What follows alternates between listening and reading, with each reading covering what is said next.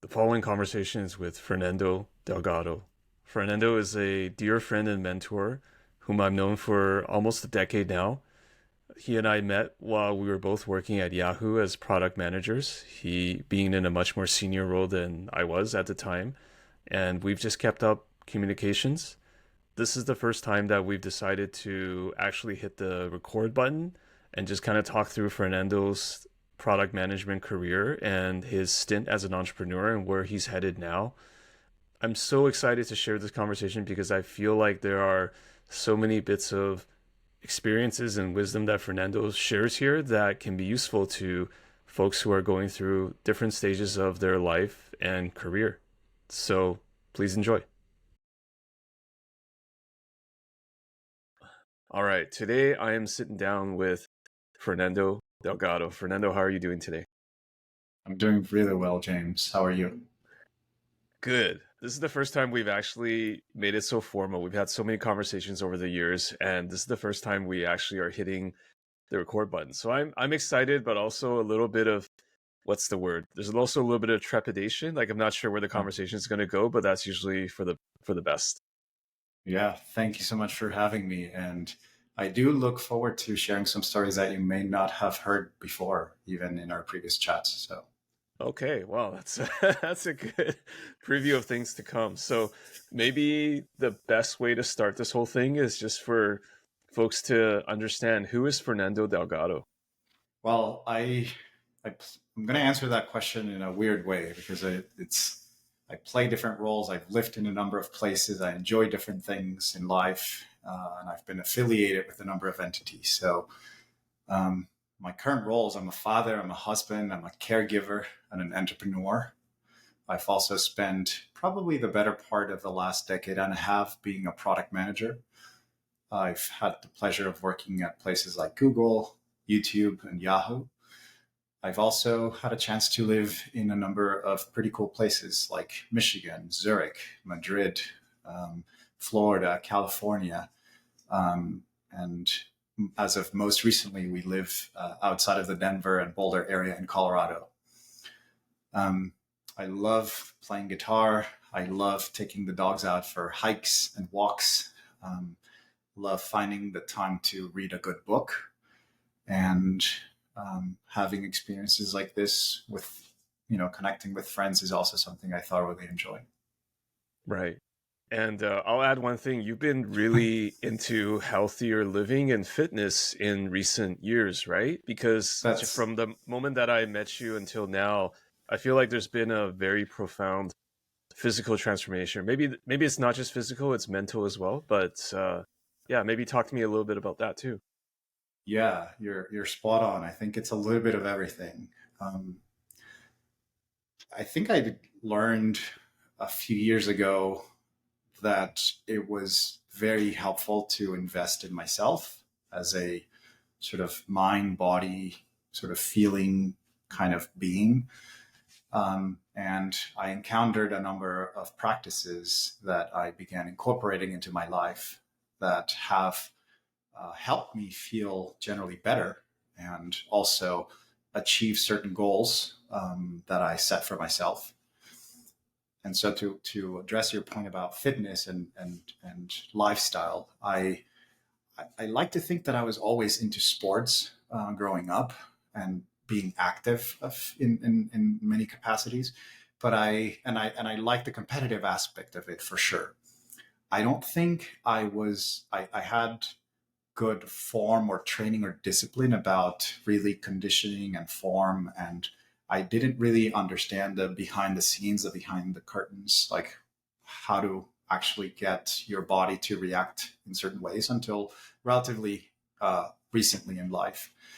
And I I think what ended up happening was right before the pandemic, I was biking to work as a commuting option, and then the pandemic hit, and so I found myself sort of shut down at home after a routine of biking close to 100 miles a week, sort of back and forth between my home and work. And And I realized that I was like a hamster trapped in a little box, and I needed to, get out and do something, like exercise and sort of like release stress in some ways. And I found a bunch of like programs to work out from home that I started doing together with my wife and my brother as well, who was living with us at the time.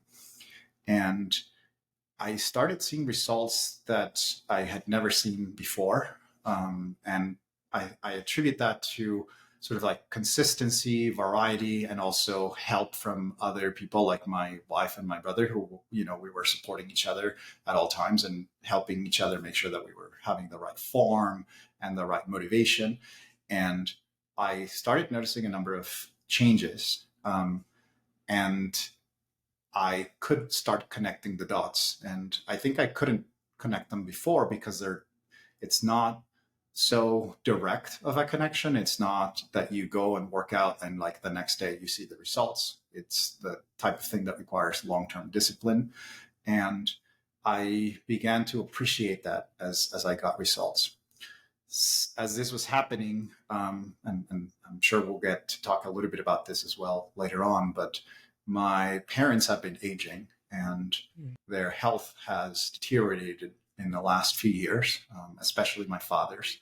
And that gave me an opportunity to think and reflect around some of the life choices that I still can make at this point in my life, to try to, and especially around what is understood from the sort of scientific community and from also examples of people that I know and role models that I follow, proven strategies and practices that help you feel better and accomplish, health and wellness goals.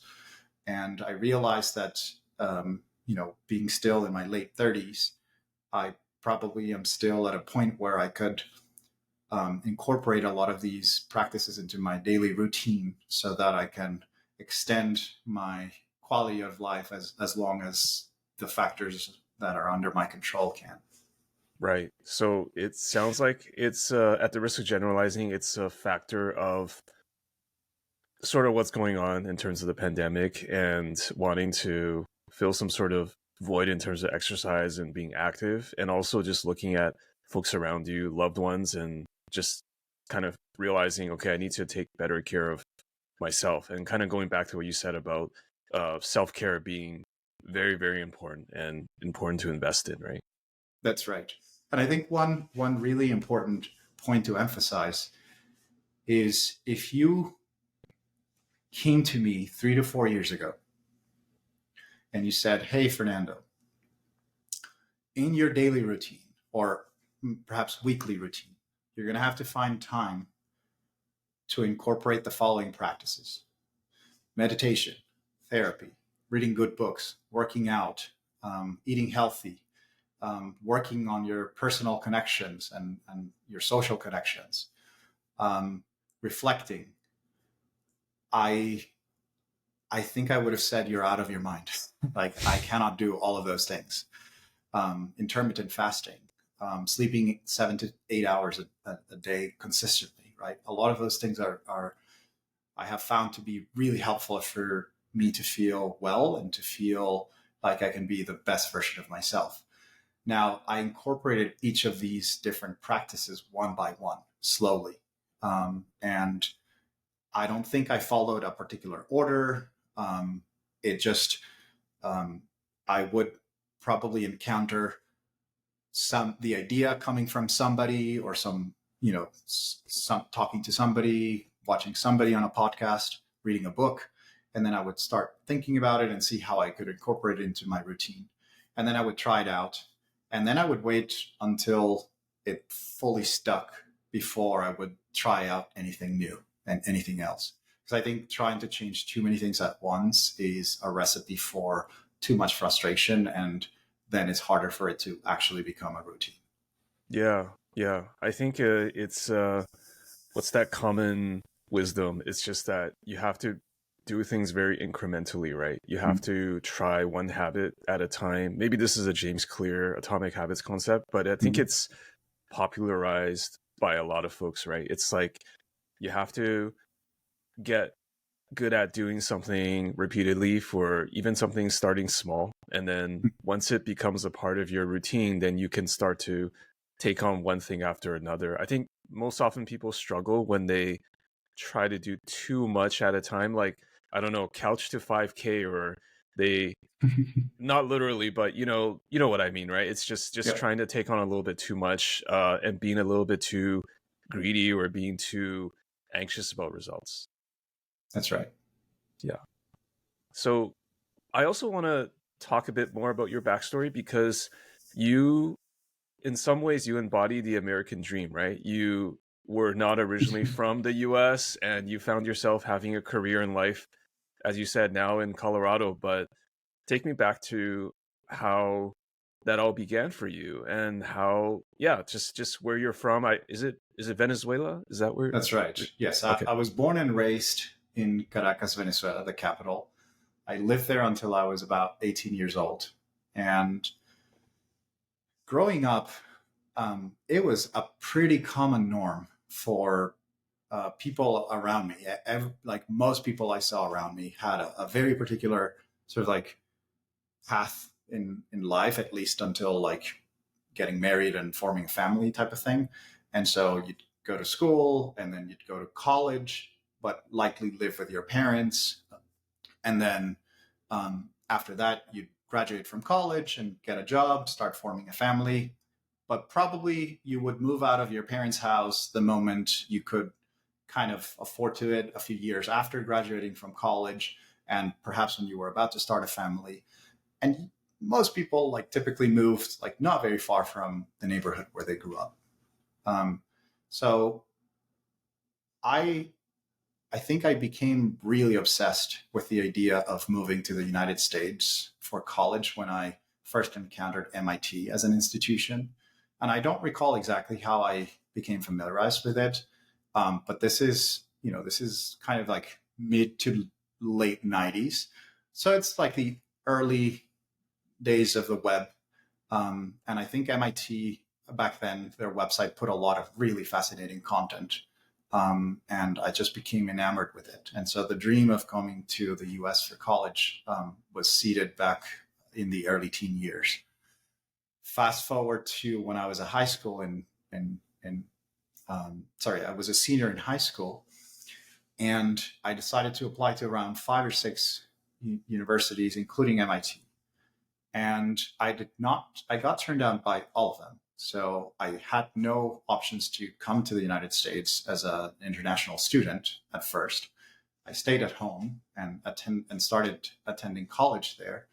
I started attending a school named Universidad Simón Bolívar, which is a pretty good technical and engineering school back home. And I decided to make the most out of it. I was actually having a lot of fun. Towards the end of 2002, 3 months into my tenure at Universidad Simón Bolívar, the entire country went on a general strike to protest against the actions of former President Chavez. And hospitals, grocery stores, um, all kinds of like public facilities shut down. Obviously, schools, universities did too. Gas stations, everything was shut down for a month or two. It all And shut during this down. So that strike, that sounds everything. really dire. Yeah. Yeah, it was pretty incredible. It was kind of like a pandemic era type of shutdown, except and we also didn't know how long that was going to last. Thankfully, an amazing professor and friend of mine from that university sent a letter of recommendation to her colleagues at the University of Michigan while the strike was happening. And as they understood the situation to be fairly difficult, they actually extended an offer for me to transfer as an international student. So came the fall of 2003, I was able to make it to Ann Arbor, Michigan, and start my college education in the US. And I can tell you that within 2 to 3 days of arriving in Ann Arbor, and I knew I had like this safety net at home. I knew that if things didn't work out, I could probably return and have most of my life back in many ways. So I had that safety net. But within 2 to 3 days of getting to Ann Arbor, I was so convinced that it was one of the best decisions I had made in my life. Having pursued that dream of attending a school in the US and living on campus was easily one of the highlights of my life and one of the experiences I would relive if I could. What was it about that specifically that it just solidified like I belong here? I think there was a combination of factors. It was one about opening my eyes to different people, different backgrounds, different cultures, different ways of understanding and living life that I was immediately exposed to just because that is a school of, I believe, around 30,000 undergraduate students. So even if just a small percentage of those are international and like from different backgrounds, I mean, there was the whole pot was there. So that was pretty amazing. I think the level of the academic sort of level, the amount of resources that the school had at the time was just a whole other league and level that I was used to back home, and I didn't even know that existed. So that was a way of motivating me and encouraging me that there was a lot of world out there to explore, and that I had already, in some sense, made a conscious decision and set a goal to study in the US and had made it happen.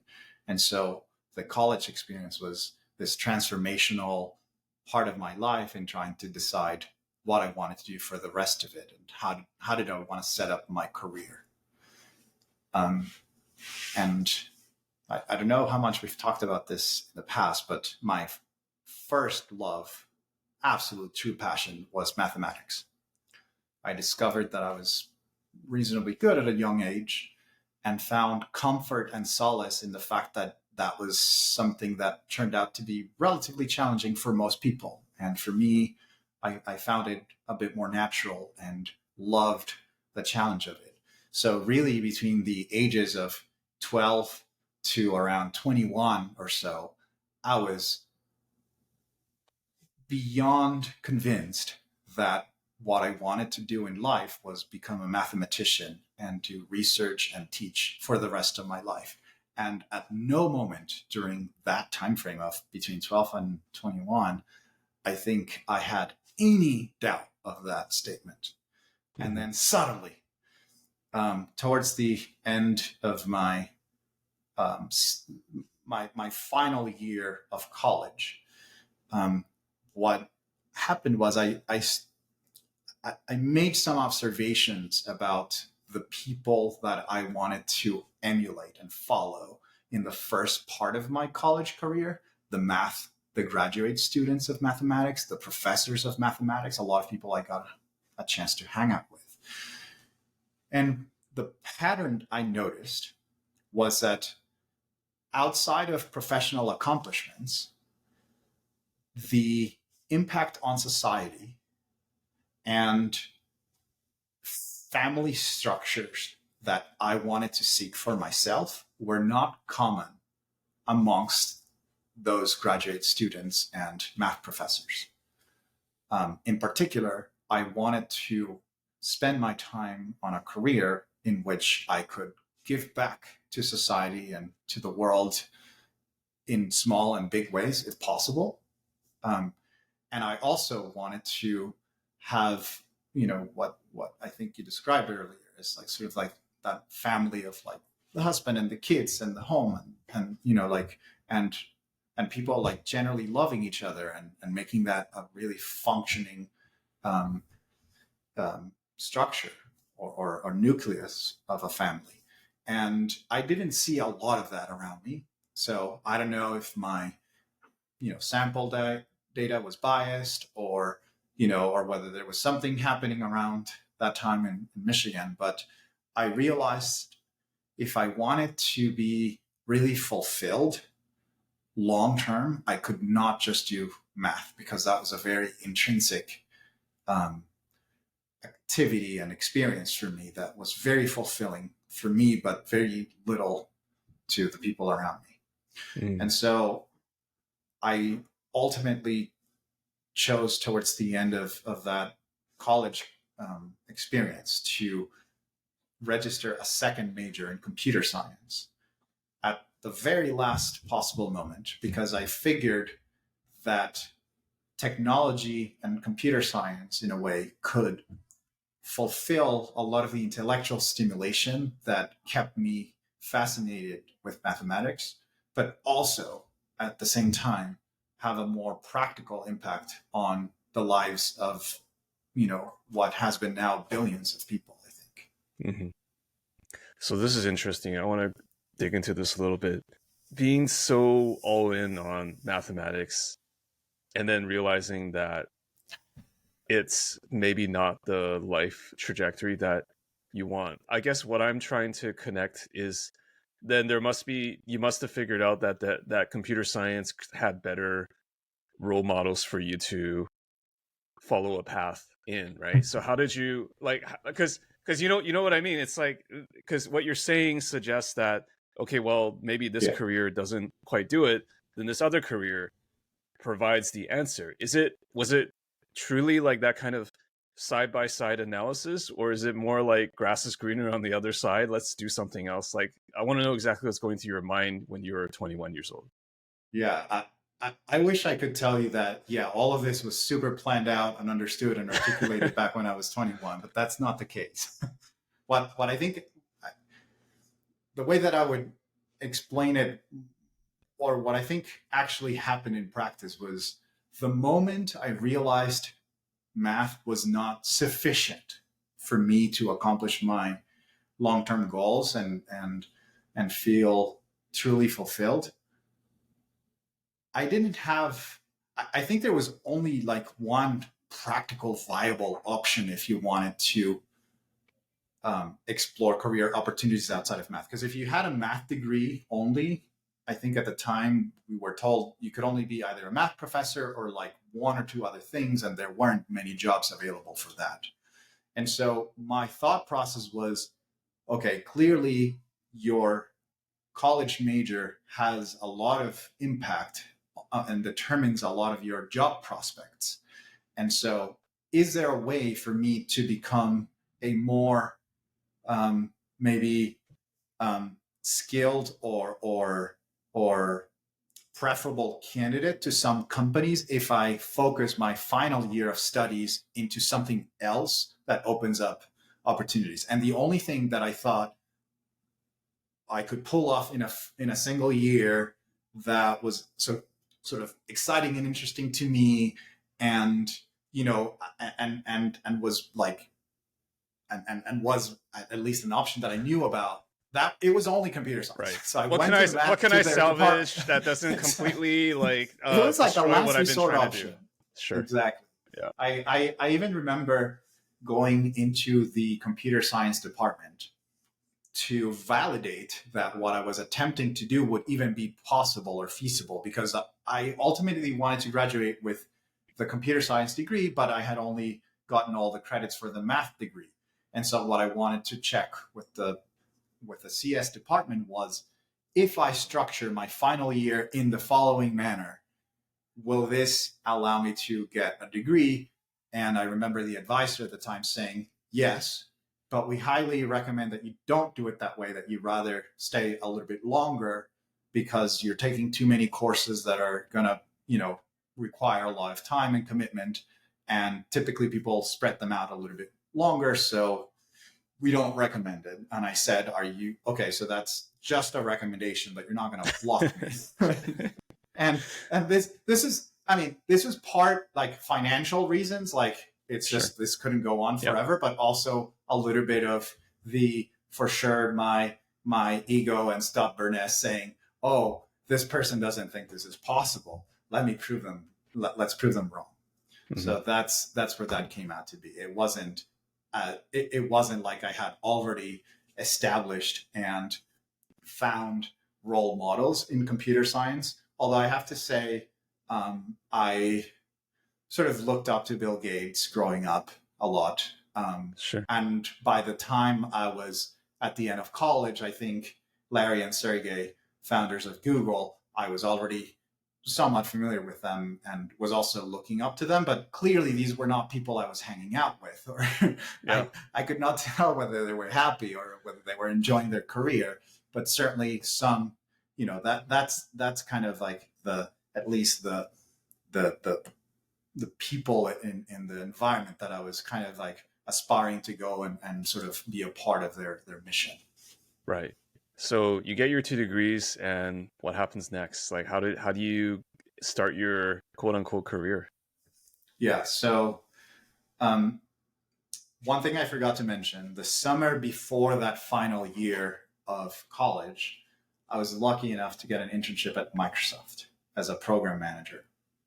And this was after one of my best friends from college, Ayush Agarwal, had helped me um, sort of connect to that area of business. Coming from math, pure math was just like the business world and how to do interviews and how to even write a resume were very foreign to me. In fact, I think I can claim the title of the person who has submitted the absolute worst resume to Microsoft ever that has still managed to get in years later. Somehow I doubt that, but I'll let you take that. I have that published, and I'll send you a link afterwards so you can take a look and you tell me if you agree with that.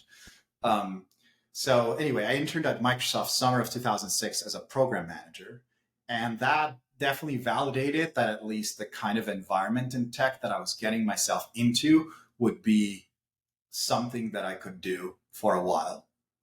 And during that senior year of college, while I was taking these computer science classes, I also ended up interviewing at Google.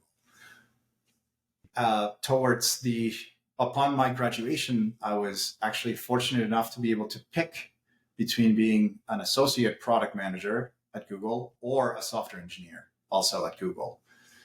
And at the end of it, what it boiled down to was the APM program was offering dedicated support and mentorship, and a program that was very small. So you were one of 20 or 25 people. And so it felt like that guidance that I desperately needed for sure in a world that was completely new to me would be very beneficial, as opposed to joining as one of perhaps hundreds or thousands of software engineers that Google hired that year.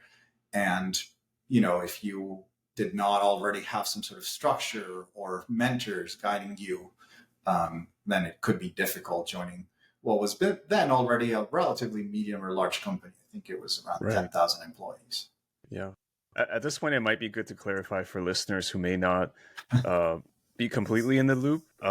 Maybe we could just talk a bit, like super briefly, about what program management or product management is. Because I think when we talk about software engineers, it's I would have to assume, again, being an insider in the industry like you are, like I have to assume people know, okay, software engineer is someone who writes code, right? They write code that they build programs or algorithms that help power technology or products in technology, like Google. There's maybe now there's 1 billion engineers, or actually maybe that number has gone a little bit smaller in recent months or years. But product management, like what is that? I mean, I'll just I guess loft you, just serve you a softball so you can answer it. Well, it may be a softball in the sense that I've been doing it for a while, but it's also it's defined by its lack of definition. Hard question. Yeah, exactly.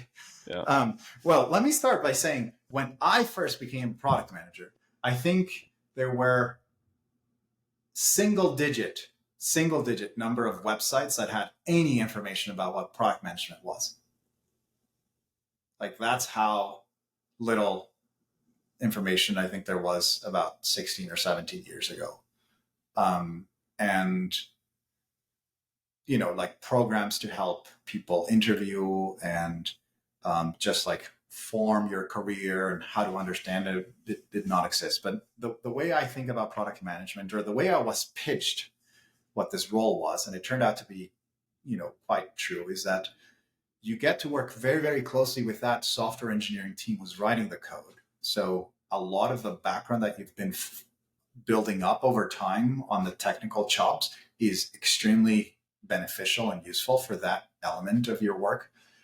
But there's another side of it, which is it's how do you ensure that you're investing in soft skills to help a group of people get to a goal faster or in a more effective way, or to get to a better outcome ultimately. And you do this with soft skills such as negotiating and leadership and writing and compassion and empathy and understanding users and market research and a lot of different things. So I like to think of a product manager as that combination of the technical and analytical, but also sort of like the human side of things, and tying it back to, is this a business? Is this a product? Is this a sustainable entity that can go for a while?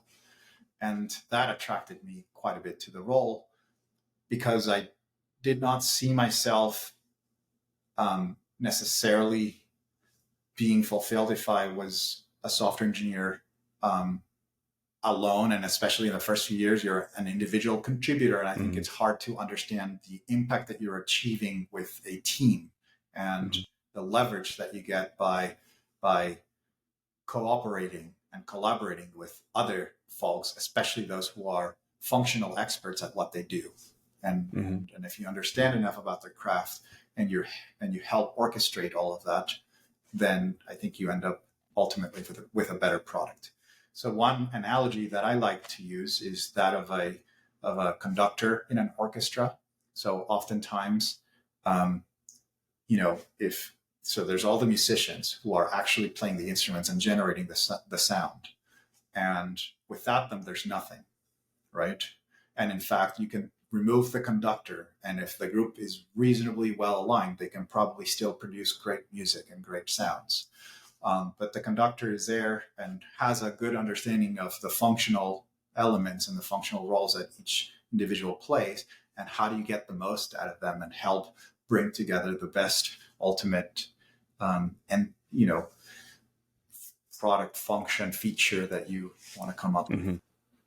Being the advocate for the customer, or the end user, right? Kind of like bridging that, what do we want to build and what do people actually want? I think orchestrator, or as you said, it's a great analogy, because the one thing I'll just say on this just real quick is, like, anything that we use in the world, whether you're driving a Tesla or using a mouse on your computer, or even this cup, chances are it's not a pure engineering exercise. There had to be some guidance for, like, how do we orchestrate? How do we build it? What features? Like, is this cup, does the handle look like this? Like, what color is it? Like, if I'm producing it, like, what are the logistics behind it? And, like, there's a lot that goes behind the scenes, and it's not always just a group of engineers just in a room just writing code, right? So That's right. Yeah. Okay.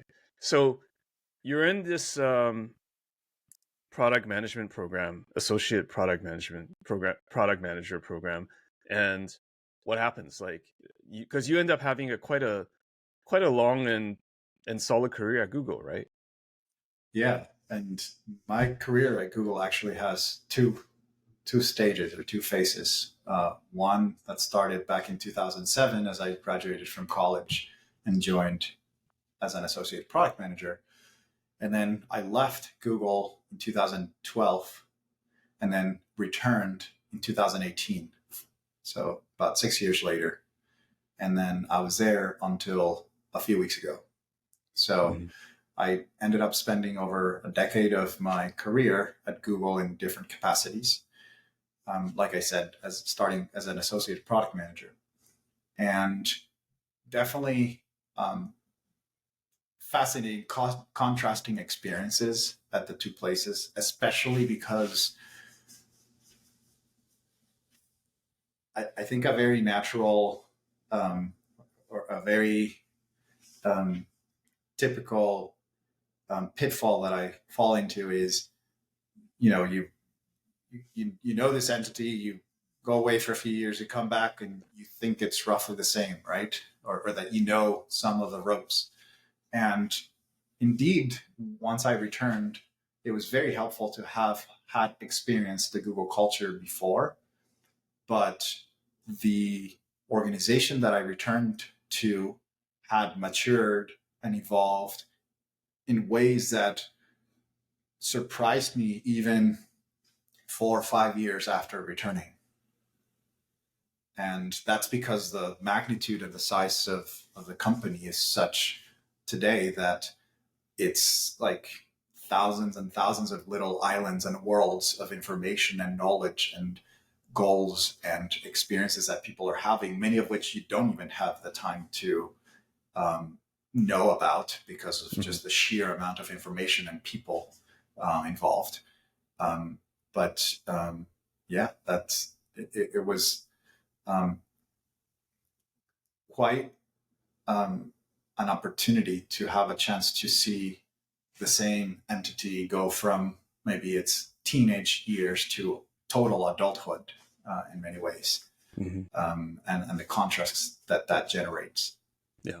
And I definitely want to revisit the whole Google experience from then until now a little bit later on in this conversation. But I also I realize I'm sort of forcing you to jump around. So why don't we just do another jump, which is because you introduce yourself as being an entrepreneur. There was a period of time where you were building your own business or building your own ventures, right? So that's between the two Google things and other careers. So maybe just get into that a little bit, and where you were and what you did, and kind of that part of your history. Absolutely. So to explain that entrepreneurial jump, it may be worthwhile giving a little bit of context of what I was doing right before. So I started Google, did 5 years there. Right after those 5 years, Marissa Meyer, who had hired me initially into the APM program, was chosen to be Yahoo's next CEO. And I, within a month or two of she becoming CEO, I reached out, and very quickly we found out that it was a good match for me to join her in the attempt to revive Yahoo. And Yahoo was such a wonderful career experience, probably like one of my biggest professional growth, and happy to talk about that later. That's also where we met. And so I remember those days with a lot of love and cherish those memories. It turns out, though, that after I was approaching a decade in tech, and this is, way before I had invested in enough sort of tools to help my own mental health and well-being, and I burned out. I burned out from the tech industry, and I didn't really call it that, nor knew how to navigate it. But that happened while I was going through a moment of a lot of stress at work.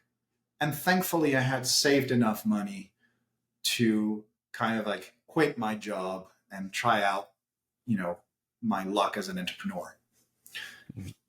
During my time at Yahoo, it so happened that my wife and I started sort of scratching that entrepreneurial itch, and we started a physical store of watches, and then became an online store. And so that's when we started getting our feet wet with companies and LLCs, and what does it mean to try to transform a personal project into a small business.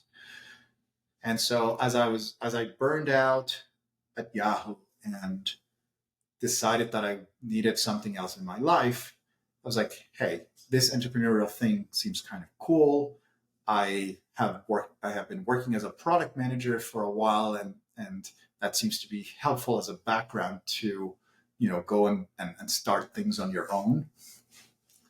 And I decided to do a radical lifestyle change, moved the whole family to South Florida so that we could be closer to my extended family and my wife's extended family, closer to some of our culture, South American culture, even though Miami is technically still in the U.S., it gets a lot of, for sure, influence from Latin America. And so that was a ways to, get back to my roots in a way, but also see, can I start something from the ground up that and the goal was over 2 years, generate enough cash flow that I could pay for the bills, for the ongoing bills.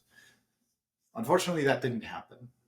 And it didn't happen for various reasons, but I could share a little bit of how I thought about embarking on this adventure of starting up. And I think towards the end of my time at Yahoo, I realized I was starting to get excited about personal projects that if you played around enough with them, you could see some line of sight towards a business of sorts, not necessarily a big one, because I wasn't going after unicorns or, big budgets or big investments or anything like that. In fact, all of these projects were self-funded. And I think I want to say like 4 or 5 ideas towards the end of Yahoo. And I wasn't particularly attached to any of them. That was helpful, I think, in terms of giving myself enough space and room to explore and test the waters on these different ideas. And what I learned after spending some time on these projects independently as a self-employed person was that 1 or 2 of them just were way too difficult to pull off or were not that interesting to me. And so I naturally gravitated towards 2 or 3 specific things. One of which was an online store for Venezuelan expats, which was an idea that surfaced in a conversation with my sister, and eventually we became business partners in that joint venture. It was a wonderful store that operated, I want to say, for 3 or 4 years, and we managed to sell thousands of products to tens of thousands of Venezuelan families across the United States, and also around the time we produced a blog that highlighted a lot of aspects of our culture. So it was a pretty cool project. It was hard to make it sustainable and for it to grow quickly enough for it to make sense. And it perhaps needed a different level of scale and maybe more investment for it to really get to exit that sort of critical mass point. And it didn't quite get there. In parallel to the store, I was a product management coach and consultant. And this one was one of those things that I didn't really explicitly plan out to do. But the moment I left Yahoo, some people started reaching out to me, asking for advice on their career, advice on interviewing for product management. And some of them seemed to be willing to pay for it. And so given that I was, starting up and looking for opportunities of how I could use my time to generate cash flow and growth in the ventures that I was doing, this seemed like a really appropriate and natural thing for me to do. So I ended up coaching, I want to say, upwards of 50 people around that time for their full-time or their full interviews at places like Google, Facebook, Tesla, Amazon, Microsoft, you name it. And it was a fun time to be a part of those people's journeys and help them achieve their next career milestones. And I also consulted with a few organizations as well, a healthcare company, a bank. I ended up helping startups that were in the logistics space. So that exposed me a little bit to how technology could be instrumental in businesses that were not primarily about software or tech, but rather would use tech as a sort of maybe as an edge or as a market advantage compared to their competitors. Mm-hmm. Yeah. I really want to, there's a whole bunch of follow ups here, but I really want to talk about just going back to even how you exited math and had a more of a focus, not exited math, but had a more of a focus on CS.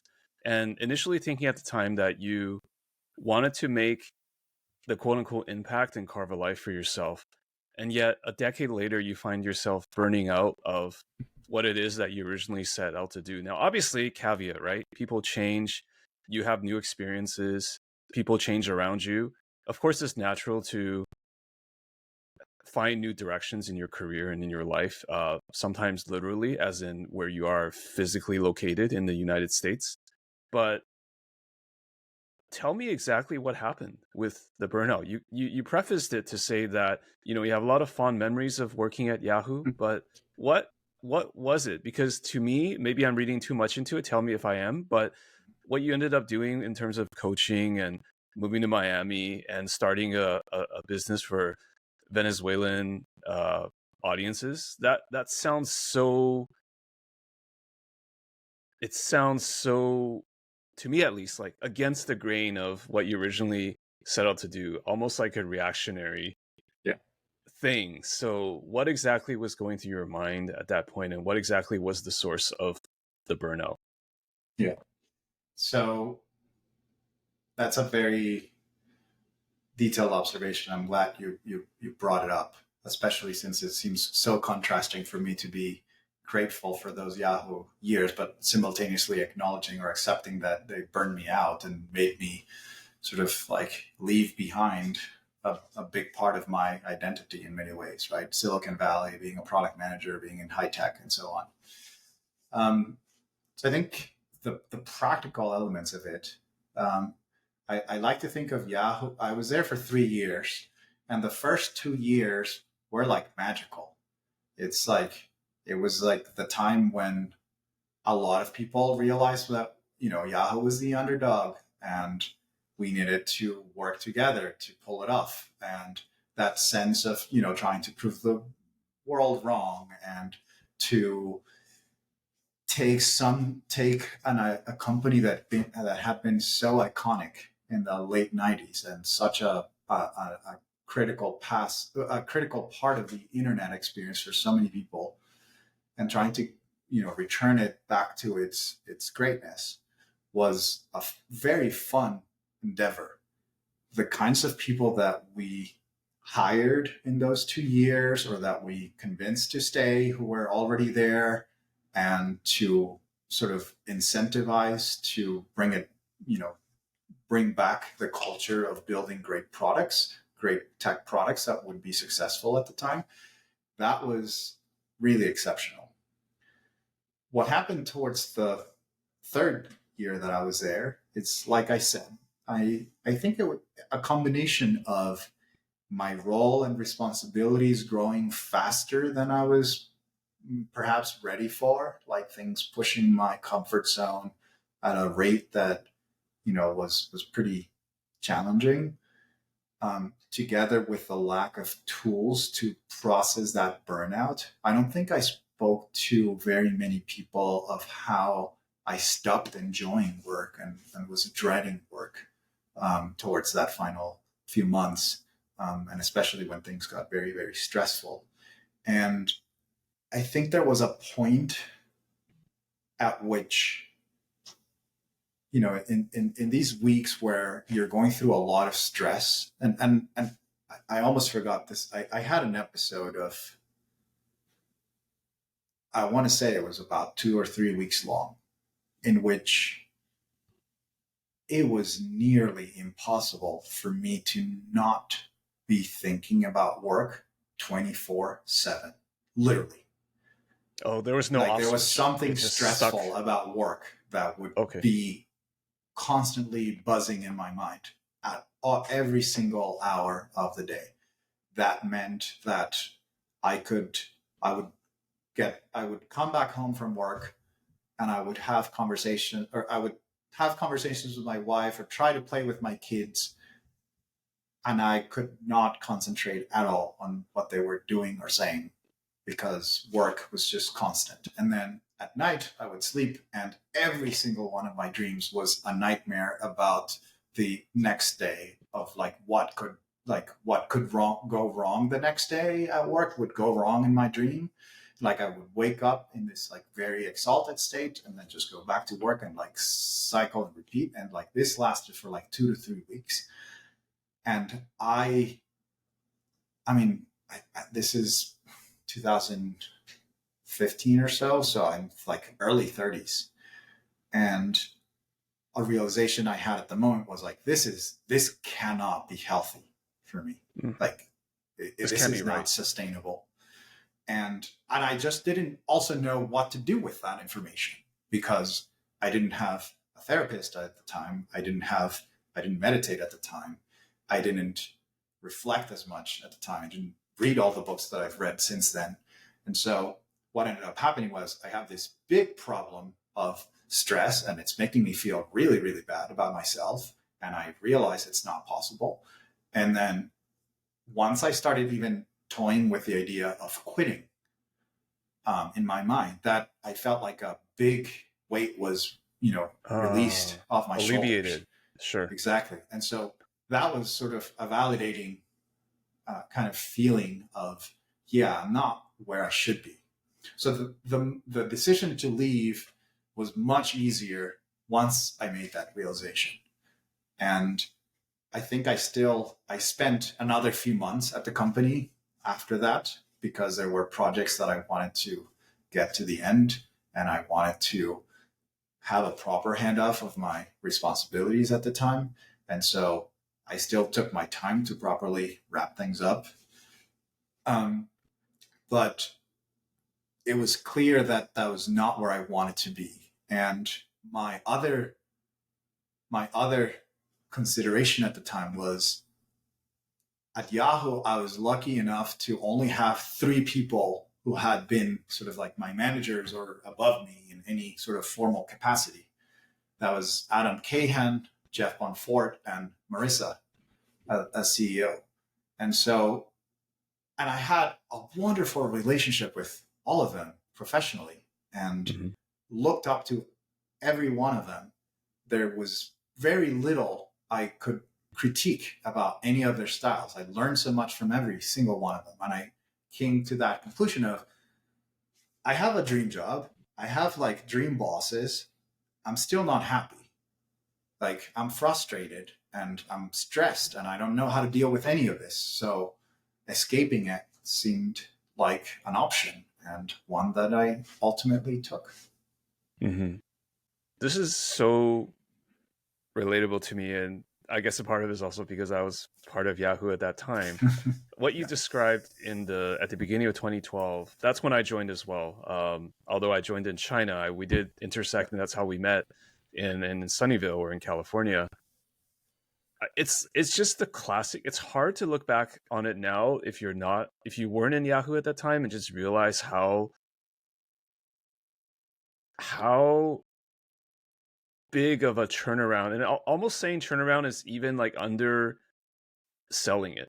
Like there was just so much hope for, as you said, how can we get back to prominence? There's a brand new set of leaders. There's this kind of talent infusion. I personally was not from Google, but I was very excited to know that Marissa and folks from Google were joining. And of course, every company is always a function of the people in it.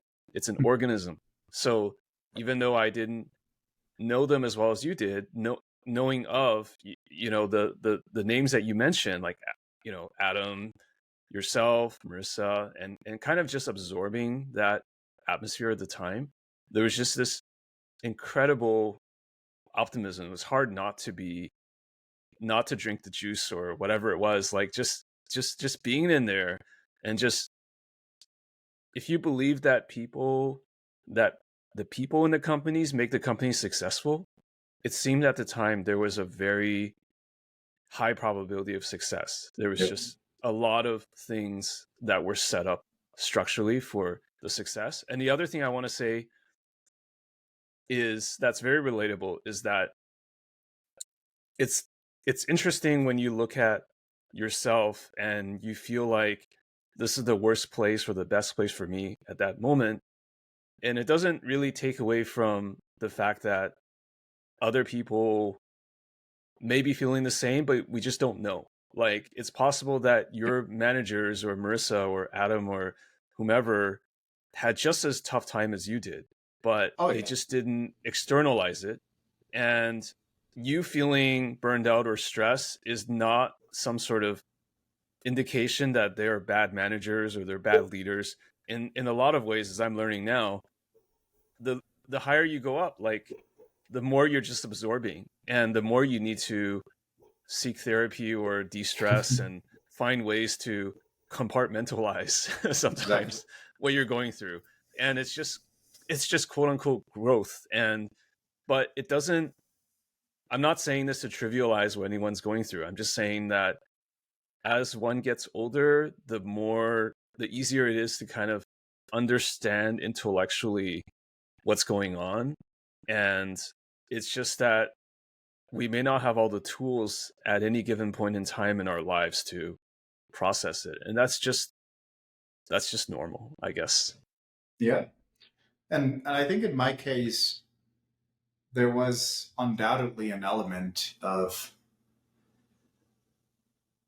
maybe the word is being ashamed or not, not proud of the fact that I wasn't feeling well, right? Like there's an element of that contradiction of how do you justify or reconcile the fact that you have an amazing role, an amazing Yeah. set of colleagues, an opportunity of a lifetime, financial stability, I would and call it maybe still, not shame, but maybe some sort of even guilt. Like, why am I not more yeah, grateful for where I am?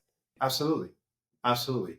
And then to your point, at the time, not having the tools to share that with more people and perhaps more quickly reach the conclusion, or start noticing what you said, that other people are going through similar struggles, perhaps bigger ones, and oftentimes you're not even aware of those.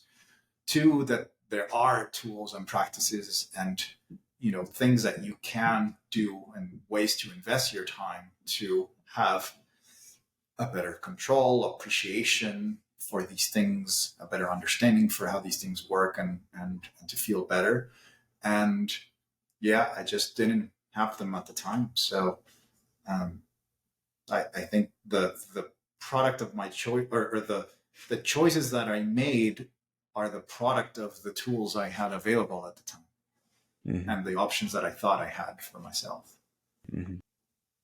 Also, going back to what you said, wanting to be in CS or having a career that creates impact, does creating impact on behalf of a organization as large as Google or Yahoo, did it also justify you maybe staying on longer than you should have? Like, again, maybe I'm reading too much into it, but it, because I feel like there's always ways for us to rationalize why we should keep pushing ahead, right? Yeah. Um, Or did it become less about that and more kind of uh, the responsibility to the team? And maybe now I'm just projecting because I've been recently having these thoughts too. Like, like at some point it's not even about the company or impact. It's about like responsibility to the team, to yourself, to people's livelihoods, to your family's livelihood, and like all these kind of things, right? yeah, I think it's a combination of things. Certainly agree with the points you've made, and I think human beings were just, we don't necessarily love change right away, right? We're a little bit um, hesitant sometimes, or afraid of change, and so, if I think when you surround yourself, or immerse yourself in an environment such as Google or Yahoo or YouTube, or a high tech place, you're going to be surrounded by really smart people who are very ambitious in life. That's one of the reasons why they are where they are. And it's very hard not to compare yourself, and you have all this constant stimulation around what are people achieving, or what drives them, and what are they working on, and why are they working on the things that they're working, and how do they talk about the drivers and motivations of behind what they do. Let me try to use a better analogy, because I know that like we as human creatures, it's very natural for us to compare ourselves to others. But more than anything, when you are in an environment, of course, the people around you play a big role in establishing the kind of options and decisions and opportunities that you can take for yourself and what you can achieve. And they influence that thinking inevitably, right? And what I found to be the case at high-tech companies is that there is still a big desire for a lot of individuals to continue their career progression, level up, ladder up. And that is probably a function of better compensation, better titles, for sure, there's an element of perceived social status of sorts as you grow up in the company. So it's a highly desirable objective and outcome that people seek around you. And when I returned to Google in 2018, after being an entrepreneur and failing to achieve that financial stability to generate cash flow and pay for the bills, I returned to Google. And I've shared this publicly before in a different podcast interview, but I returned to Google at a time when I was 2 weeks away from running completely out of money. So it was a time when like the entrepreneurial kind of adventure had not paid off, but we were now at a time of like great stress to figure something out that could get us back to a nice point. So the way I describe that time of my life is in that sort of like Maslow pyramid of needs, where the base is you have to have like some basic security and food and water and air to breathe and things like that. And after that, you want to have like, accomplishments, and you want to have like, perhaps some wealth or convenience or comfort. And then after that, you want to have like spiritual achievements or something a little bit more of a legacy or something more sort of emotionally fulfilling. And towards the end of this entrepreneurial stint, it felt like even our very bottom pyramid needs were shaky. And the moment I returned to Google in 2018, a lot of those bases stabilized right away, right? Because I came back to a well-paying job with generally, quite a bit of stability, and something I knew how to do. And suddenly, no more stress of like, insecurity of lodging or where, what are we going to eat, or where, how are we going to do all these things. So coming back to Google, I returned with a very different mindset from the ones of the people that I've found myself surrounded with. And I enjoyed that blissful sort of like not worrying about any of this stuff for like the first year or two after returning, because it was like now my Maslow needs of the base pyramid are taken care of, and like we can go up, and like this is now so great. Like these are much smaller problems. It's all gravy. It's all cherry on top, because you just got to that next level again, and exactly. You can just enjoy being there. You don't have to worry about climbing the career ladder, because you're just happy to have that foundation or that stability again, right? Yeah. And then what happened after those 2 to 3 years of me returning to Google was that my projects were going well, and suddenly this notion of getting to that next level became like it sort of came into the radar, if you will. It wasn't entirely your choice either, as you told me, right? No. because I wasn't Yeah. chasing it, and I was just having fun and trying to do a good job, and like really grateful for having gotten that chance to come back. Thankful that I hadn't burned enough bridges the first time that I was there, that they let me come back. So, um, so I was in a very different mindset. And then suddenly, when that cherry kind of, or that carrot was sort of like pointed at me, I let that get a bit of me for sure. And didn't necessarily choose or consciously consciously made the determination to get to that next level, but it was something that began being a factor in how I made decisions and how I thought about my career and profession. And that led me to a relatively dark place, like a year and a half ago, in terms of that fulfillment and well-being and mental health, and again some feelings of you know downward spirals of, am I enough for what I'm doing? Am I, you know, yes, I've done some things that I think are worth, Hmm. are very valuable, yet I haven't received the But there's more. recognition or the There's always right. more, right? It's Like a exactly. cherry And is a cherry. So yeah, and yeah. I got carried away with a lot of those thoughts, and um, that helped me understand that I needed to spend my time,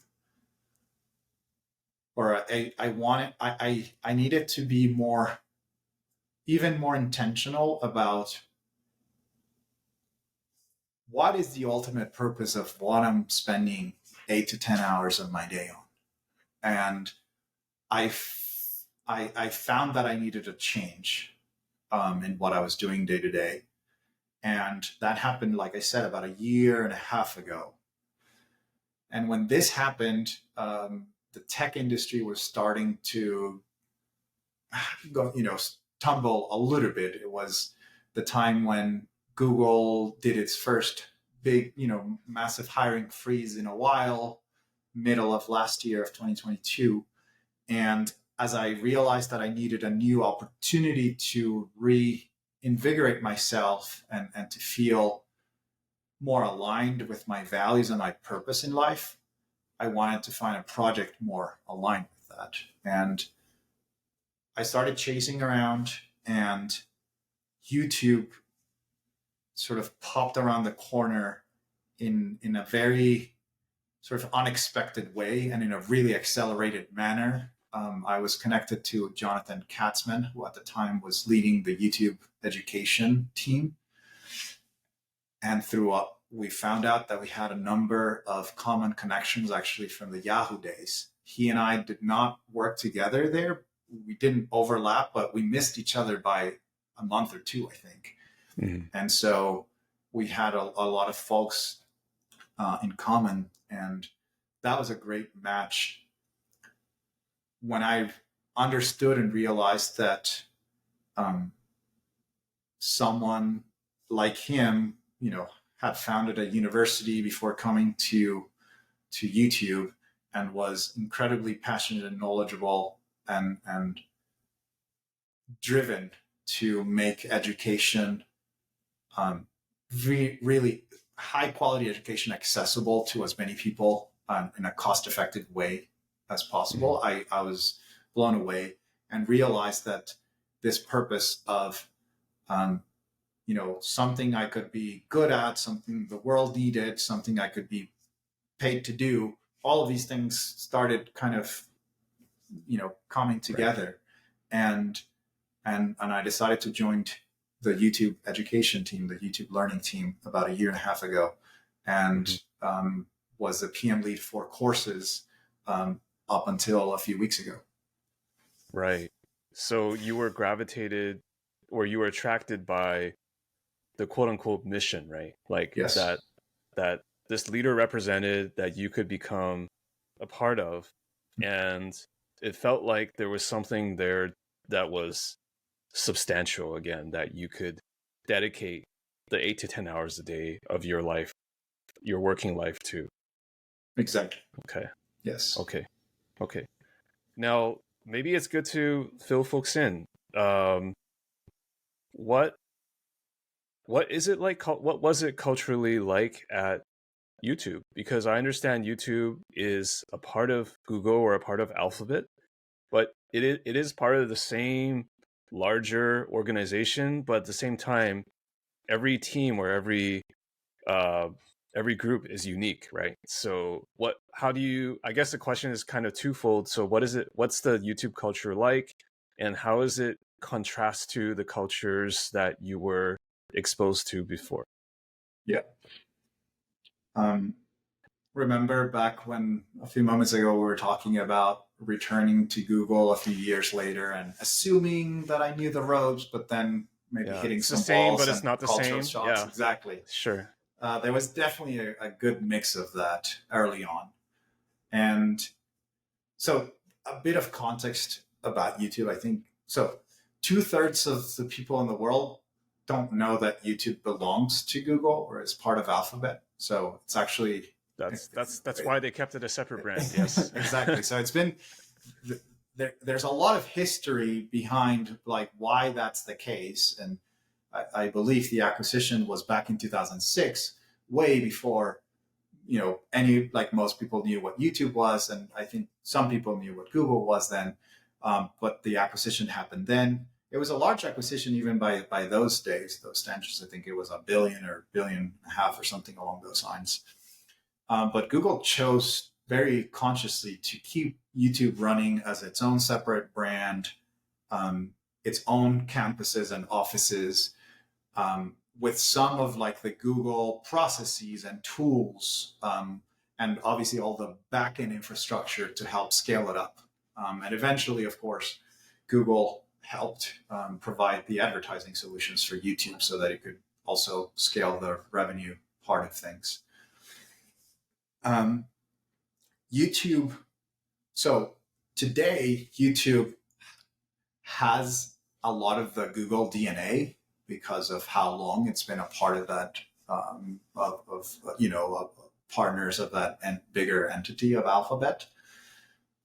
So things like setting objectives and key results, OKRs, and structuring things in a quarterly basis to the emails and calendaring systems that you use to a lot of the internal tools to write code, review code, and things like that. Many of them overlap with the processes and things like that are being done by everyone else at Google.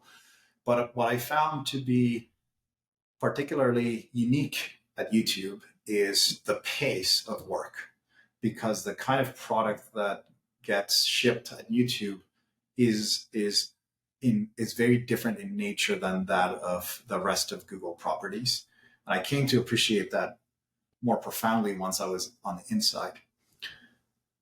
Some of it, and I think a large part of it, has to do with how the companies are set up in a competitive landscape, right?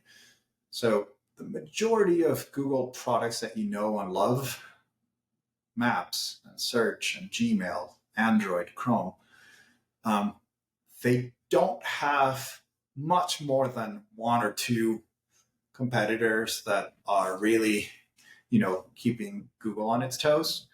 And oftentimes when you're working on any of these efforts at Google, you are 100% like solely dedicated to that particular product, because there's just so much to do, right? YouTube, on the flip side, has so many different competitors in so many different ways, and simultaneously it has no direct competitor, right? So in many ways, there's nothing else like YouTube quite like it. In terms of like the breadth of, but in other things that it ways, encompasses. everything is a competitor because Exactly. it's kind of like the attention economy, right? It's basically Exactly. like every second that I'm entertaining myself on a social platform or on Netflix or learning somewhere on Coursera is a second that I'm not spending on YouTube. So it is and it isn't in terms of being competitive with everything.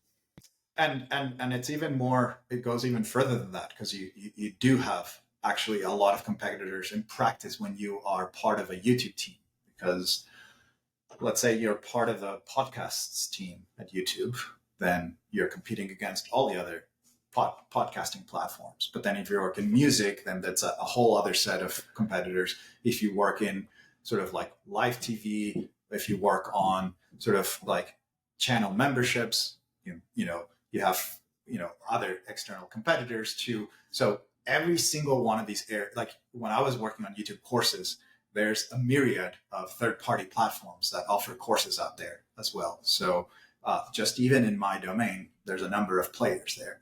And so you have this, somewhat monolithic big brand of YouTube that has to sort of play to all these different verticals. And in each of these verticals, there are players that are solely dedicated to the vertical. And somehow you have to compete with that and stay on top of in terms of features and helping out creators and really staying on top of trends. So that's a really big difference, I would say, between YouTube and Google. And that informs the culture, which is maybe perhaps more, would it be fair to say, faster paced, or there's more like urgency at YouTube? I felt a much bigger sense of urgency while I was there, for sure. Collaboration across teams within YouTube happens at a really fast pace compared to, let's say, collaboration across teams at Google. Let's say if Gmail wants to talk to Google One for, extra storage, for instance, that's harder as a collaboration than I found to be the case at YouTube. There's also another fascinating element or part of this, which is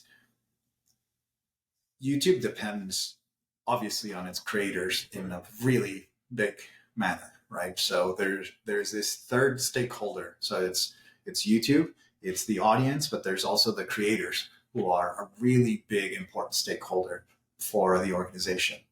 Ultimately, they're the ones who create all the content that people enjoy on YouTube. And so their voice, their needs, their aspirations, their requirements are very seriously factored into the entire development process at YouTube.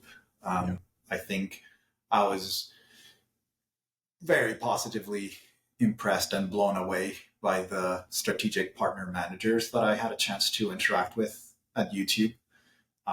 All of them seem like really superb individuals who could be, probably the stars of their own shows in whatever they end up doing.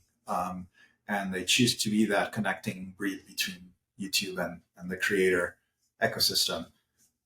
So that's a very practical and effective way of staying in the loop with one of your core constituents who has a strong voice and how to shape the product. And while Google has historically been really pro user friendly and user experience focused and users first, I think there was always sort of like it's Google and the final user. And for some people at Google, there's also that stakeholder of the advertiser, which is the third one. But I think you're probably somewhat familiar with this, but most people at Google that I worked with, if they work on revenue or ad stuff, like they definitely work on that part and they care about that aspect of things. And their customer, their user is the advertiser. And there's people who work on like consumer facing things in which like the user is your customer, but it's hard for any single individual PM to feel like they have two separate stakeholders at any given time, like the advertiser and the user, or the creator and the viewer on YouTube. But on YouTube, it does feel far more like that. It's a three-way conversation that needs to happen. Absolutely. And maybe just connecting this with product management, like we always say, product managers need to be customer obsessed and really represent the best interests of the customer, whether it be the advertiser or the creator or the viewer of the videos for YouTube. Certainly, I've been drinking the Kool-Aid because, both as a product manager, but also as a creator on YouTube, or just being a creator now, it's just YouTube is just so world class in terms of how it treats its creators, as you said, because they are the lifeblood of making the content. Without them, there is uh, maybe this is going to change in the future, right? Because we're now in the world of NFL sponsorships and AI generated things. But let's just take that aside for a moment. But Sure. for the majority of YouTube's um, lifespan, like that's been an integral element of everything. Like you can't it I feel like I can't understate how well YouTube treats its creators, and it being able it not just in terms of monetizing for them, but in terms of just communicating with the community and just really um, making folks understand what is happening and what will happen, and there being a very strong vision baked into the products. Like I feel like there's a lot of care, which is unusual to see for a company that's been around for that long and that is so big.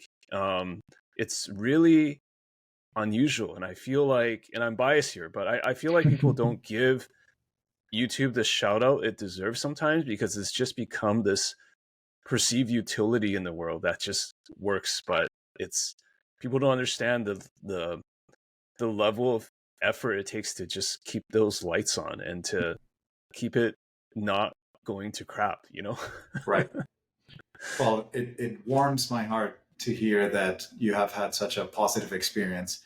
I'm not going to pretend to claim any credit for any of that. Like I said, You just a had few some moments part to ago. play in that. Well, Yeah. but like I said, I do think that the business org that has strategic partner managers as part of them plays such a key role in making that work.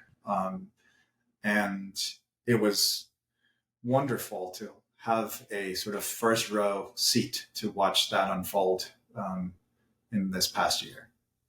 Yeah.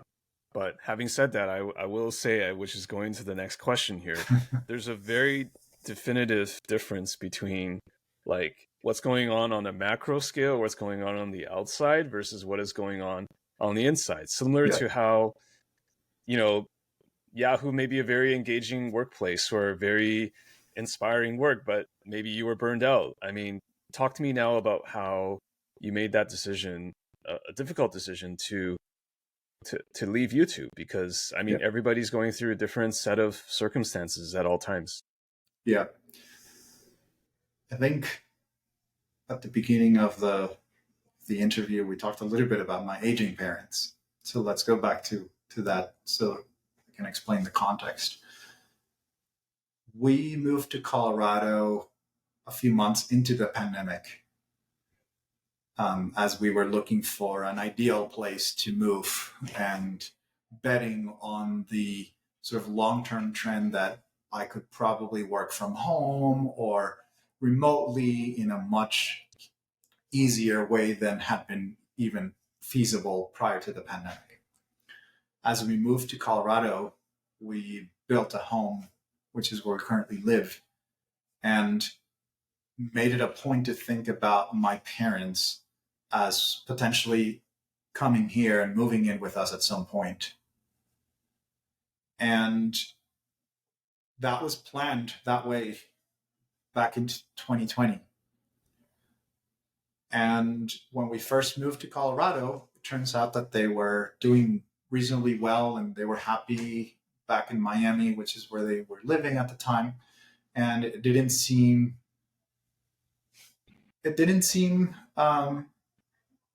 like a good idea to force them to move if everything was going well.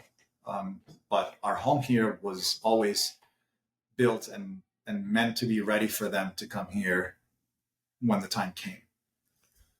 A couple months ago, their health took a bit of a turn in such a way that they need more care, more direct care. And so a little bit abruptly, about a couple months ago, I had to fly to Miami with my family and help my parents pack their stuff up to finally move with us. So the timing of their move was not something that we had anticipated or calculated specifically, because it was more triggered by health complications. Um, and what happened was, once I got a chance to see the state at which they are right now in their lives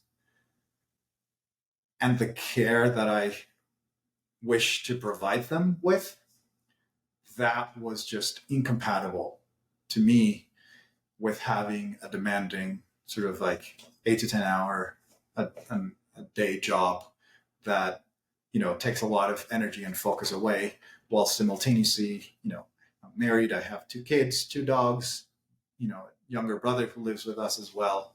And, now my parents are here too. And it just seemed like one of those times where I was juggling too many things at once, and one more just came into the shuffle, which was, now my parents here, and I wish to provide care for them, in what may be their last, few stages of life. And if I take that on, everything seemed like it was just going to fall apart. Like I would drop all the things that I was juggling. It's like that critical point. And when I noticed that, I came to the conclusion that I had to effectively choose how to structure my time. And once I realized that there would just not be enough hours in the day for me to give to YouTube what I felt I needed to do to feel satisfied with my performance and what the team needed, I made the difficult decision to step down. Thankfully, it all happened during a time when the team this year went through a number of pivots, and Google had a massive layoff at the beginning of the year, which certainly affected our team. But I don't know, towards the summer of this year, a lot of things started clicking for the team. And I think it's set up in such a good spot right now that I felt reasonably comfortable saying, I'm stepping down, but the direction where the team is headed and the folks who are there, continuing the charter, put the entire effort in a spot in which I believe it has the highest chances of success since I joined a year ago. So it was a very challenging decision to say, hey, this family thing came up, and if I want to spend more time with my parents right now and care for them and continue doing all the other things that I already felt compelled to do, like spend quality time with my family and take out the dogs and all the meditation and yoga and working out that we've been talking about throughout the episode, I just couldn't do it all. And simultaneously, around that time when all of this was happening, my wife and I became enamored with an idea, a goal, a dream that we set for ourselves. And we've been thinking about it for a little bit of time now, and realized that life threw this curveball at us unexpectedly this year.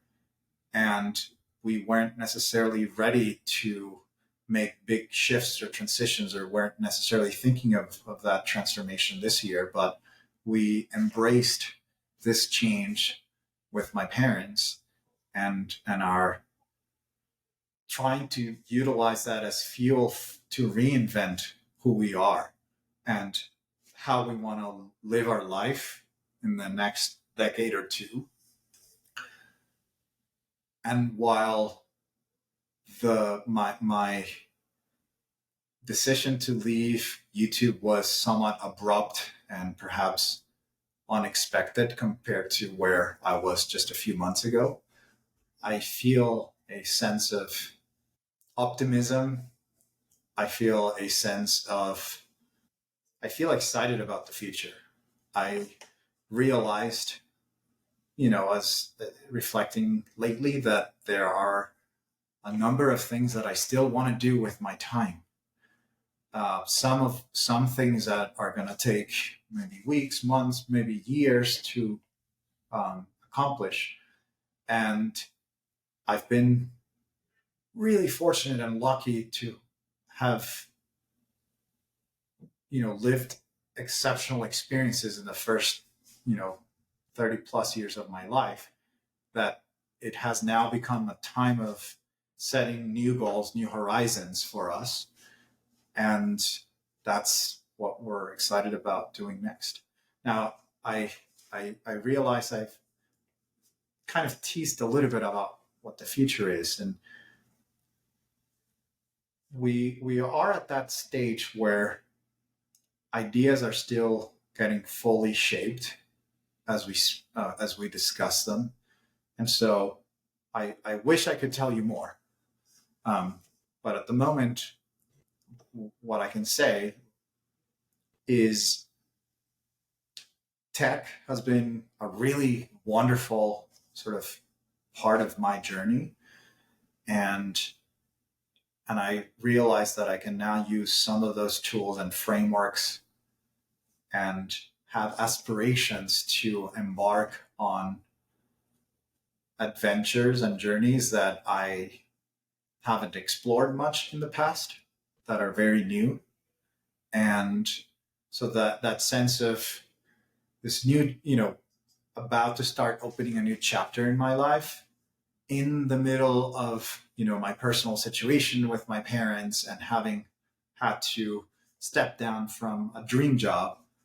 In the middle of that, I'm still, as happy as I've been in a long time and excited about the future. I can't wait to sort of get my hands and feet dirty with all the projects and initiatives that are ahead of us. And I can't wait to share more when the time is right. How does this new chapter compare to that previous chapter of starting that first set of entrepreneurial ventures, like leaving Yahoo at the time? You're definitely in a different place now. As you Yeah. said, the conditions, circumstances of the family around you is different as well. Not just from aging parents, but also from the fact that your children are older, right? You probably have two dogs that you didn't have before, I assume, unless they're Yeah. very long-lived dogs. And I mean, what are the differences? I mean, obviously every chapter is new, but I mean, can you talk about that a little bit? Yeah, absolutely. Um, well, the context around the first one, we already discussed elements of it, and I think important ones where sort of this sort of burnout that drove me to go and do something wildly different, or at least different enough from what I was doing at the time. Um, it was also impulsive and sort of kind of like the goal was this: try out different ideas, see what sticks, and hopefully one of the things will stick and will give us enough cash flow so that we then become like an independent entity that can, sort of, I wouldn't need to work for anybody else. That was kind of like the thinking at the time. Right now, the like we just talked about, the context around why I'm leaving, it's different than a burnout. It's more of an external factor that I decided to sort of Energy, time embrace. allocation, and different things, right? Yeah. And so that's very different. My mindset, I think, is very different as well, in the sense that I'm sort of like exiting a part of my journey that I'm really grateful for. And I was still feeling, blessed and excited about the people that I had a chance to connect with and collaborate with over this past year. But it sort of happened for external reasons or external factors. Now, moving forward, I think one of the I'm trying to be very conscious of how I make decisions moving forward, how strategic I am, and how I consult with others, and how I get help from others when I need it to reduce the chances of making mistakes or failing at what we're setting out to do. So I think one big difference personally for me is I think I chose a lot of projects and decided to invest energy on them, not so much based on the results, but rather the potential for them to fulfill parts of my ego, right? Mm. So not necessarily decisions that would be rational or good for the business, but rather good for your own ego, right? And that is something I'm more aware of and sort of perhaps conscious of as I make decisions. That there are times in which the ego is dominating the conversation and trying to make you go in a particular direction because you anticipate that there's going to be some sort of glory or sort of validation of your surrounding after that. But um, in the business world, I think sometimes, ironically or counterintuitively, good choices are not necessarily the ones that seem very sexy in terms of catering to your ego, right? Um, Mm-hmm. a sort of you know really interesting example I learned about recently. I haven't validated this, but I was having a conversation with my cousin who is in the hospitality industry, and he was telling me about how one of the most profitable hotel chains, or like one of the easiest or surest ways of doing business in hotels in the US, is to do very affordable ones, like um, sort of like Holiday Inns and those kinds of hotels that are Mm-hmm. sort of like some of the most affordable rates. And you wouldn't necessarily, like if you wanted to set up a hotel, for instance, You wouldn't think that as a business you because you you you, think, you okay, it, higher margins, right, like whatever, you right? you go after you've been to Silicon Valley, you're thinking like user experience and revenue and margins and this and that, and like you're probably going to think of like a much more involved experience as a hotel. But Sure. if you want to do something that, like from a sort of business standpoint, financial standpoint, gives you growth and cash, cash flow, you want to go with the proven things. And sometimes Sure. those end up not being necessarily the things that you would want to brag about from Yeah. a sort of Yeah. entrepreneurial standpoint, right? Yeah. So being careful and conscious of those choices and those decisions, I think, is one of the differences. I think the second difference that I'll mention is I am, given that I am, you know, considering the options, considering options outside of tech and a lot of the traditional background that I have been involved with, because frankly, I'm not sure my time is any longer compatible with those kinds of jobs. So I'm Mm-hmm. trying to be creative here, and by being creative, I'm now also far more open to getting the right level of help at the beginning and saying, hey, let me look for somebody who's done this before, or a group of people who've done this before and who are a little bit ahead on their journey and are willing to, teach the ropes and guide me along the way. And previously, I don't think I was super open to that. I really love the notion of creating sort of by myself and, in a really sort of autonomous environment, if you will. Sure. But I can now appreciate how that's limiting in some capacities, and especially early on. Mm-hmm. And I'm more open to getting the right kind of structured guidance so that moving forward, um, I have a better chance of succeeding. It's a tough balance. I mean, the flip side of ego is confidence, and also part of what we are often trained to do as professionals or people in positions of leadership in companies even, is just being confident, being sure of yourself, promoting yourself in the right ways, and just having the mindset, I know what's going to work. I know heading into this is the way it should be. Projecting confidence, projecting ego. I think ego is also, it's not entirely bad. I think there's always Right. needs to be some element of it, because otherwise why do anything? No one's going to remember Barack Obama in 2000 years. So why does he become president, right? This is Yeah. the philosophical side. Like, if without ego, why do anything, right? Why build Right. anything? So um there's got to be some part of that powers you or powers Yes. us, right? So, but it's Absolutely. just, yeah, it's just finding that balance, Yeah. Yeah.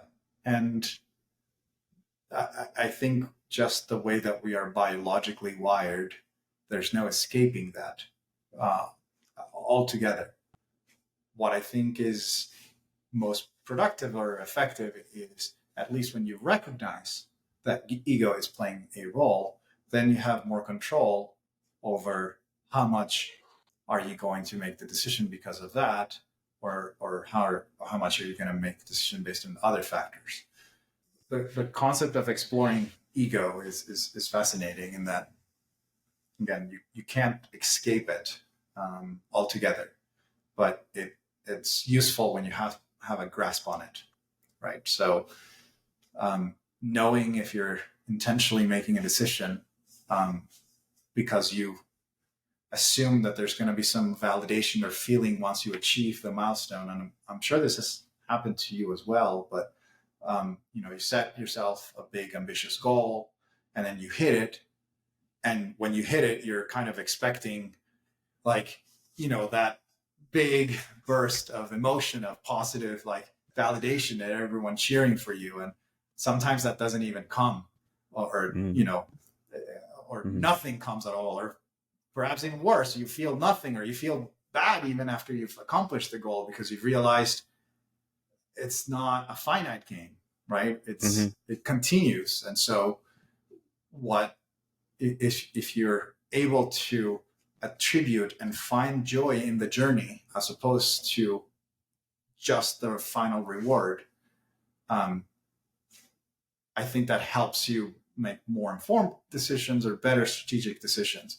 And that's where the element of, hey, if I'm thinking of my ego, like, am I really going to get that satisfaction when I reach the milestone that I think I'm going to get, that will fulfill the ego needs? Or is this just more of like what I've seen in the past, where you reach the milestone, but it's not as exciting as you thought it would be, right? Like, the Right. journey itself meant more when you sort of look in hindsight.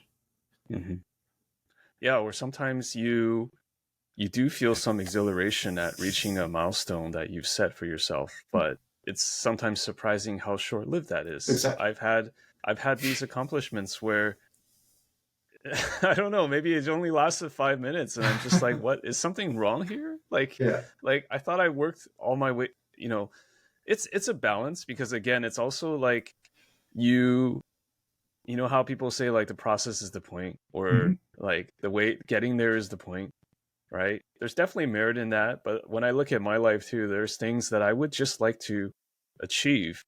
And sometimes I know that I haven't achieved certain things, and I know that the satisfaction will be short-lived, and I'll try to set up another milestone Right. after that, right? Another self-validation exercise. But I still want to go there. So it's like this constant tug of war between, like, human rationality, sometimes even like being aware that of what you're gonna feel, but still being like, fuck it, I'm still gonna try that, or I'm still going to give in to the ego. That's I think as one gets older, or at least when I get older, I just in a lot of ways I've just leaned into those feelings, and just recognizing that I am prone to impulses and whatnot, but just at least knowing that, right? Like, it doesn't maybe to use a really concrete example here, I've still yet to run a full marathon, and I'm trying to do that, right? Yeah. I know I'm not going to be happy until I complete that full marathon. It's not just going to be because I log a certain number of miles a week training that I'll be happy, right? I need that check box. I know the check box is only going to last maybe that day. Like, Yeah. oh great, okay, I finished it. Then it's gonna be like, can I do an ultra marathon? Can I do a better time on this marathon? But that's still exciting. That's still better. It's still better to be excited about that getting up in the morning than the flip side, which is like dreading getting up in the morning because I don't know what I want to do. And I think there's something to be said for that. And again, maybe a bit of a tangent, but there's also something to be said for having structured work that you can work on, right? Pun intended. That you're going into a 9 to 5. You know that you're getting up to work on a project where to record this podcast. Like that's worth something, right? Because I mean, the flip side of it is just to be a nihilist and just never do anything. So we can't have that. Yeah. That's my rant. This conversation is reminding me a little bit about an episode of the Andrew Huberman Lab podcast that I recently encountered around goal setting and the biology behind it and sort of the protocols that you must that scientifically are understood that you can follow to increase the chances of success as you set and pursue goals for yourself. And I've only had a chance to watch the first half of it of the episode, so I'm still missing the latter part of some of the practical things. So yeah. And but there's some really fascinating elements there around, how do you continue motivating yourself, and to your point, the sort of perhaps the dopamine release that you get out of finishing that full marathon will last you maybe a few minutes or maybe a few hours of that first day, but like it feels like by the next day the entire world has moved on to the next thing. And so it's an element of how do you set the goals, track your progress alongside, and remain motivated so that, even if the expectation of having that achievement last a very long time or be very, very powerful, even though that doesn't materialize, you can still continue and chase the next goal and set the next level for yourself. I think and obviously everybody's different, but I feel like what I've landed on is that those milestones simply become a part of me that is a tool for the long term. So in the future, when I'm struggling with something, or I'm struggling to be a manager or achieve another milestone, at least I can look back and tell myself, I've done something hard before. I've climbed that mountain before. Maybe now there's a higher mountain, but at least that gives me some sort of comfort. Yep. And oftentimes that's enough. It's oftentimes when the achievement just morphs into a marker, a trophy that I can always keep in my head, that's good enough for me. Yeah, and that makes sense. It's good to collect these data points of evidence that when you indeed set yourself out to do a big goal, you already have concrete examples in the past where you have achieved them. So I suspect that at some point it becomes natural for you to build enough confidence to continue the loop and setting objectives and purposes for yourself. Right. Now, Fernando, we've talked a lot about kind of goal setting, careers, and shifts in your career. But I want to also ask you, just if you could look back, I mean, not that there's a time machine that we know of yet, but if you could go back and just like from a life and being a husband, being a family member perspective, like, are there things that you might tell yourself, a younger Fernando, if you could go back and talk to him? Like just maybe some words of wisdom or some lived experiences that you can share with that younger self. Yeah. I the hypothetical time travel exercise of going back and telling yourself what to do or what not to do is one I always find a little bit interesting, in that I I don't think I would practically go and tell myself anything. I would just let myself Right. make all the mistakes Make I've made to mistakes get and to where learn, I right? am. Yeah. Yeah. Definitely a But flawed question. We're not trying to be like a time travel or that Christopher Nolan movie Tenet, or you know, like we're not trying to do that, but just exactly. maybe just words of wisdom in general. Right. Yeah. I'll tell you one. So I'll tell you a couple of things that I have embraced as of lately that I believe are important lessons or learnings from life that I think could be helpful to others too.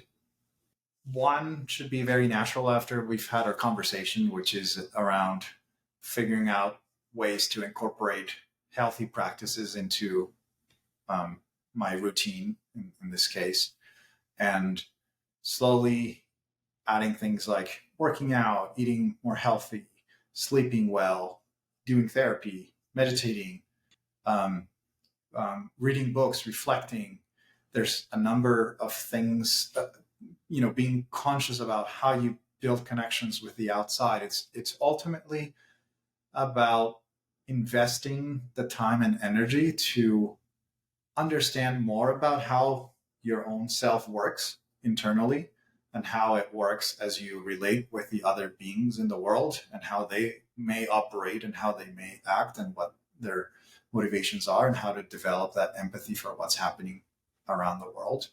So it's a lot of soft skills that I have incorporated into my life that make me feel better and allow me to make more intentional decisions about what I want to do with my time and with the people that I surround myself with. So that's the first one. The second one, a little bit tied to it, is I've been really lucky to recognize the people around me that I can spend time with that help me get the best version of myself out there. And these are often people who know you and really deeply care about you. Some of these people inspire you. Some of these folks push you. Um, some of these folks um, are are there to question you in constructive ways. And I have found that recognizing who those people are that bring those best qualities of yourself out is super important. And you know, if you've never done the exercise, I think you could be surprised about what you find if you try to sit down and write it on a piece of paper around, how you behave and what your values are, and, what your outlook in life feels like, what your mindset is like when you surround yourself with different people, and being conscious of spending more time with those who inspire you to become the best version of yourself pays off a lot of dividends, in my opinion. Yeah. Very relatable. Just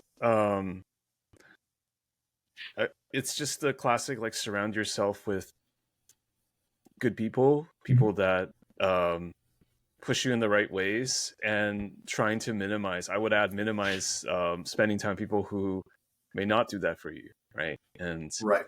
that it's classic advice for a reason, because it really does work. It speaks to connection.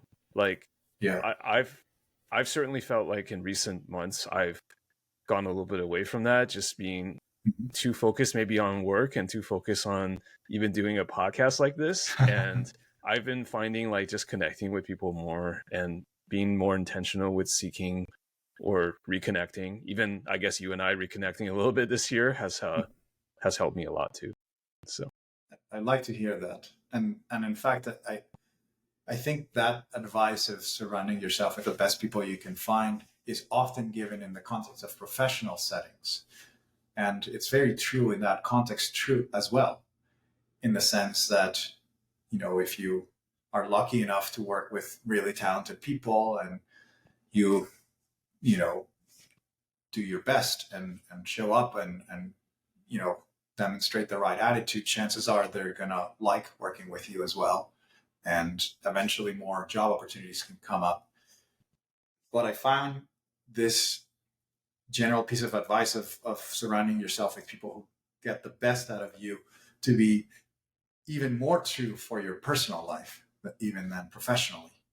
Because professionally, you're still, very few people nowadays have like multi-decade careers at the same place. And even when they do, the sets of people they're going to interact with in those decades is going to change inevitably, because a lot of people are switching jobs at a faster rate now than it was in the past. Mm-hmm. So even your professional connections, they don't necessarily last a lifetime. Most of them won't, but a lot of your family and friends can if you nurture those relationships. And so that's why I find that to be even more important to, spend the time with your family and friends who get that good version of yourself out there, even on the personal side of things, not just professionally. Right. Just in terms of maybe a tiny bit of a follow-up on this, what sorts of, without going to specific names or anything, but like, have there been any mentors or any particularly strong influences that have people that made an outsized impact on how you think and how you live, maybe in a work sense, but also in a life sense? Like, are there particular people that come to mind that are kind of the bedrock of kind of you forming the best way forward or your identity? That is an excellent question, James. And funnily enough, I reflected upon a very similar question. I want to say a couple years, maybe 3 years ago. I was on a different podcast, and I think during the podcast I thanked one of those mentors during the podcast. And what I realized after it is that I felt terrible about having left out so many other people. Oh, I see. It's because you had So one name and then you didn't have the other names. Okay. Well, more than anything, because I was like, I thank this person because they played such a pivotal role at that stage of my life. And in this episode, I named a few of those people already, I think. Yeah. And what happened last time is I decided to write a blog post, and I did that, and I published it. So I don't know if we can share the link afterwards or something. People Yeah, are we interested definitely can. because there's a long list of people that I once took the time to try to thank in a very explicit way. And so I don't want to go into the rabbit hole of trying to go one by one, because then Sure. this would turn into a whole other Like an episode. award speech. Sure. Exactly. Yeah. But I have been brutally lucky, like incredibly lucky, to have met probably like a couple dozen people who have been instrumental in giving me an opportunity that I did not think I deserved, or that I did not think was possible at all, or that, I guess somebody else could have been in better position to take, and somehow, things went my way. And I try to stay as much as possible in touch with those people. And when I wrote this blog post, I ended up writing to each of them individually saying, hey, I still think of you. Thank you so much for this. And in fact, I published this in case you ever have to reference some words. Here's my testimonials, kind of thing. But I'll without getting into too cliche, I'll pick you as someone that I have learned to grow from immensely. Our relationship started as effectively colleagues at Yahoo almost a decade ago now. And it quickly, I think, turned into a deeper friendship and connection around sharing some things of our backgrounds that are similar and some other things that are so different, and yet we have landed in similar, we have arrived at similar conclusions in life. And so I've loved having this relationship in the last decade, and learning from someone who has written a couple of books, done a few, podcast shows, has done startups left and right.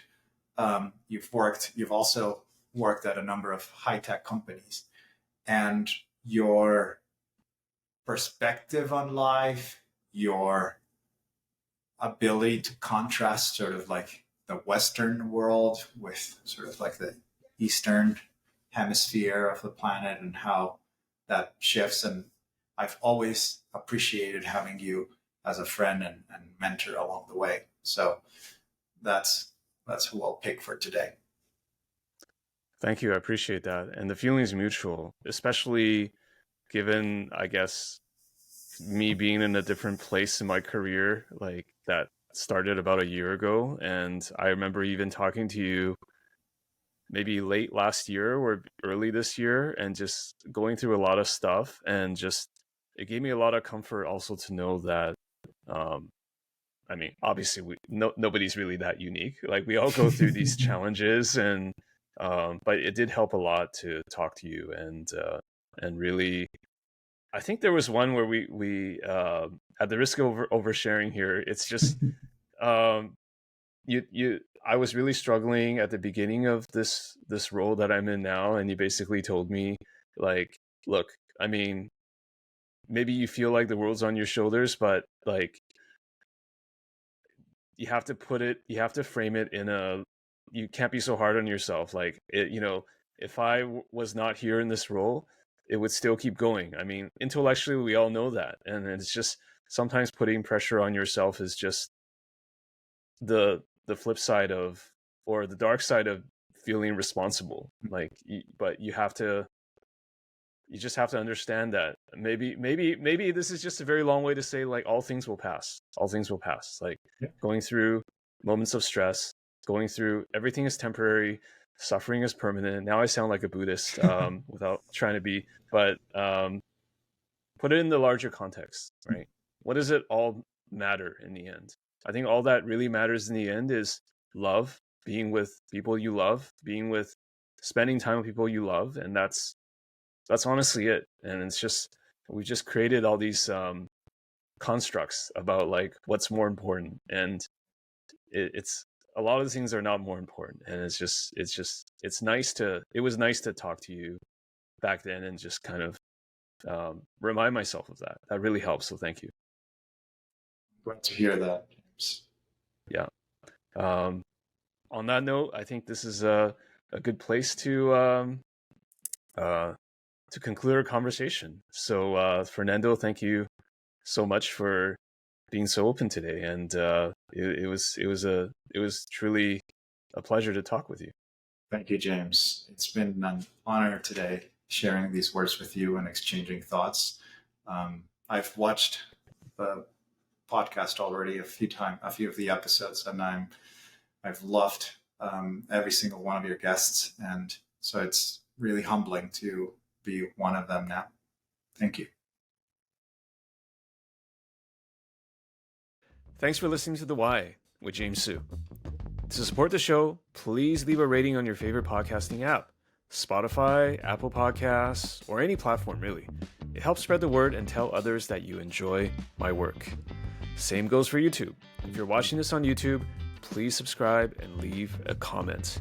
That helps get the word out and goes a long way. Thanks for tuning in, and we'll catch you next time.